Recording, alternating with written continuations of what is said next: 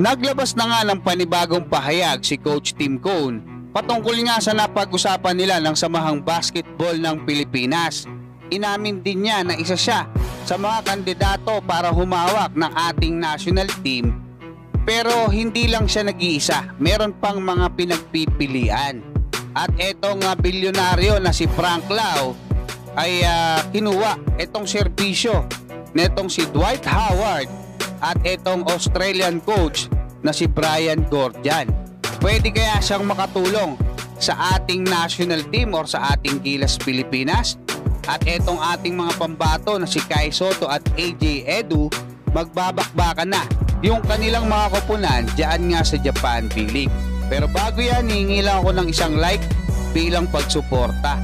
Dito nga sa naging statement ni Coach Tim Cone, dito nga sa Inquirer.net, ay sinabi niya na base doon sa napag-usapan nila ng Samahang Basketball ng Pilipinas ay wala pang final. So nasa discussion pa rin lahat, yung coach, yung mga players, yung sistema, at pinag-aaralang mabuti ng Samahang Basketball ng Pilipinas.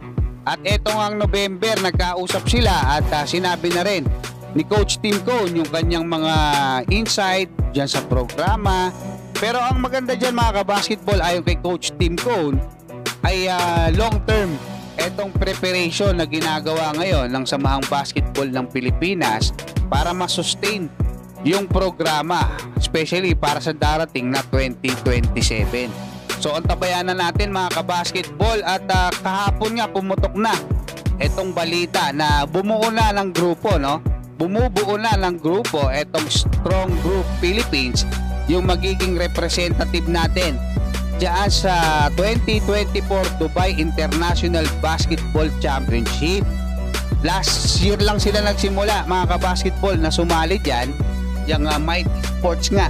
At ang naging coach nila diyan ay etong si Charles Q. At ang maganda rito mga kabasketball, hindi basta-basta etong mga pinagkukuha nitong Strong Group Philippines, no? Unang-una na nga dyan itong NBA superstar dati, no, na si Dwight Howard, kasama yung mga import na si Mackenzie Moore, si Andre Robertson, at ang nagbabalik na naturalized player natin noon at syempre hanggang ngayon na si Andre Blatch. Andiyan din ang MVP ng UAAP na si Kevin Kiambao, si JD Kagulangan at Francis Iscador. Ibig sabihin, 7 na itong players na itong Strong Group. At itong bilyonaryo na si Frank Lau mga kabasketball, na napakarami ng mga sports na sinusuportahan kanya, yung volleyball team na Farm Fresh, gusto niya pang bumili ng isa pang team. Siya rin yung sumusuporta dito nga sa St. Pinil Men's Basketball, sa Letran, sa UE Juniors Basketball Team, sa UE Women's Basketball, at sa Converge diyan nga sa PBA. So makakatulong siya mga kabasketball kung hihingin yung tulong niya, no, ng Samahang Basketball ng Pilipinas, or kung pahawakin siya kahit isang beses lang. Kasi parang yung ginawa nung sa SMC, no, sila yung humawak. Pwede rin siguro na sila yung magpondo, no, or humawak pansamantala or sa isang qualifiers. Etong grupo naman ni Frank Lau, malay mo mas mahaba yung preparation na magawa nila kumpara dito nga sa ginagawa ng Samahang Basketball ng Pilipinas, na minsan 2 weeks lang pagka hindi World Cup yung tournament. At pag-usapan natin kasi magbabanggaan na itong koponan, itong ating pambatong si Kai Sotto na Yokohama, at koponan netong ating pambatong si AJ Edu na Toyama.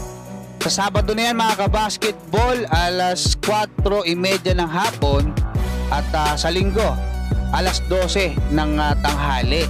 Kaya lang mga kabasketball, nabasa ko, no, na ipinost nitong Toyama na naoperahan na pala etong si AJ Edu. So matindi, 3 buwan mga kabasketball ang pinakamababang kumbaga ibinigay sa kanya na panahon para maghilom yung surgery na ginawa sa kanya. So syempre hindi makakapaglaro dyan si AJ Edu, pero suportahan natin kung sino-sino ba yung mga players na sasabak diyan nga sa FIBA Asia Cup qualifiers sa darating na February. Hanggang dyan mga kabasketball, maraming salamat at God bless sa inyong lahat.